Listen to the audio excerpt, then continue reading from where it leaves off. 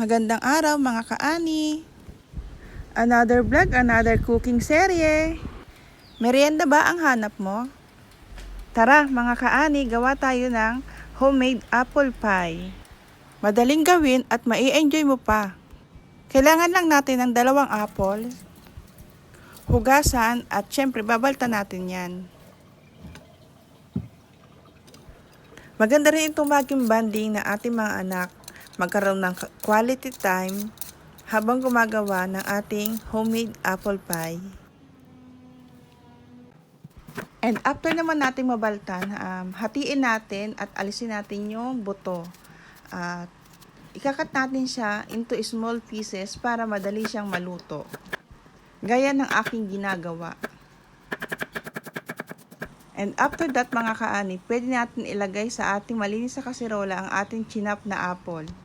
Mag-add na rin tayo ng cinnamon powder, honey, at 1 pirasong kalamansi. Hindi ko alam kung para saan yung kalamansi ha, kasi yun lang nakita ko dun sa YouTube.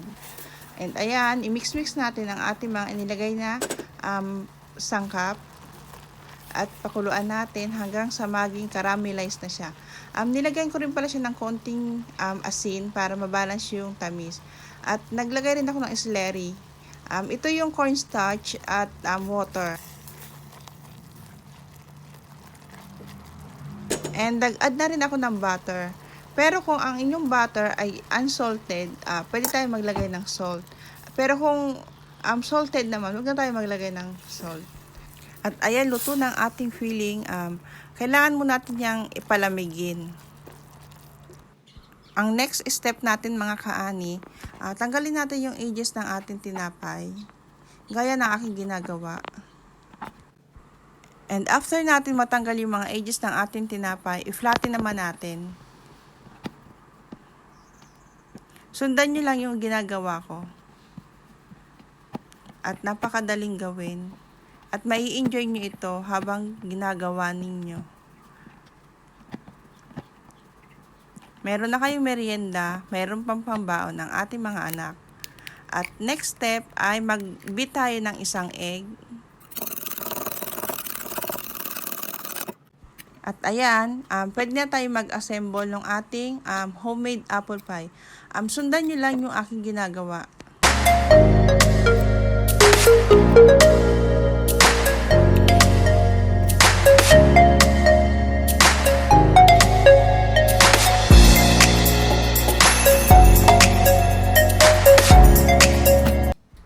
Ganyan na magiging itsura niya after natin malagyan ng filling.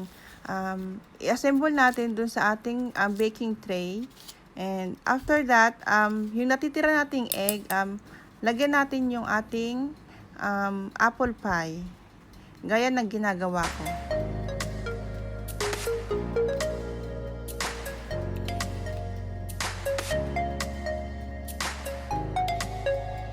And now, it's ready to bake.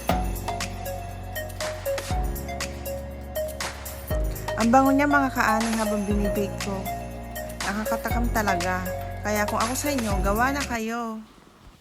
And it's done. Ayan na ang ating homemade apple pie.